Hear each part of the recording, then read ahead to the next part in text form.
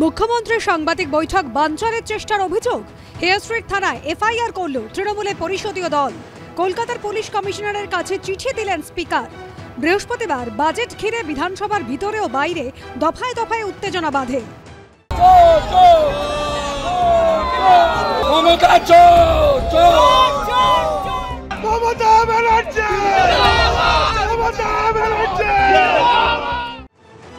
তৃণমূলের দাবি, বাজেট অধিবেশনের পর ভার্চুয়ালি প্রেস কনফারেন্স করবেন বলে ঠিক করেন মুখ্যমন্ত্রী।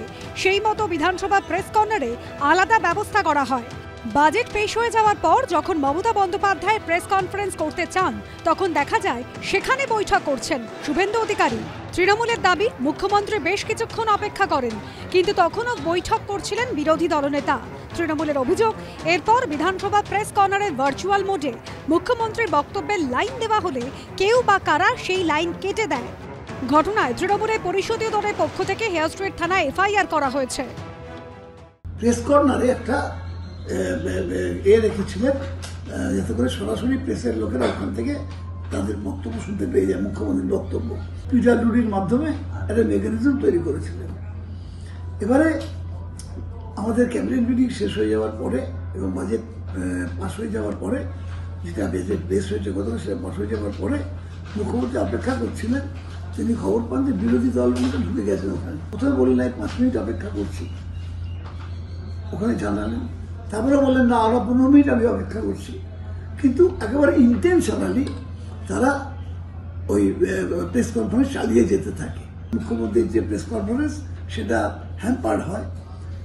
তখন যারা ওখানে অপারেট করছিল মানে ইলেকট্রনিক এটা যে, তখন তারা প্রেস কনফারেন্স থেকে বিরোধী দলনেত্রীর প্রেস কনফারেন্স চলছিল সেটাকে অফ করে মুখ্যমন্ত্রীর প্রেস কনফারেন্সটা চালাতে শুরু করে। ওগুলো ফালতু অভিযোগ। ও কাগজ এই হেয়ার স্ট্রিট থানায় এর আগেও করেছে, আবারও করেছে, ভবিষ্যতেও করবে। করতে থাকুন, কানতে থাকুন। আমরা আমাদের কাজ করব এবং আমরা আপনাকে প্রাক্তন করব এবং আপনাকে রাজনৈতিক বিশ্রাম নিতে হবে, সে ব্যবস্থা আমরা করব। মুখ্যমন্ত্রী সাংবাদিক বৈঠক বানচালের চেষ্টার অভিযোগ নিয়ে কলকাতার পুলিশ কমিশনারকে চিঠি দেন স্পিকার বিমান বন্দ্যোপাধ্যায়। সূত্রের খবর, এই ঘটনার পর বিধানসভার প্রেস কর্নারে বৈঠকের ক্ষেত্রে কিছু বিধিনিষেধ আনতে চলেছেন স্পিকার। শাসক হোক বা বিরোধী, এবার থেকে সেখানে বৈঠক করতে হলে অধ্যক্ষের অনুমতি নিতে হবে এবং একজন 45 মিনিটের বেশি বৈঠক করতে পারবেন না।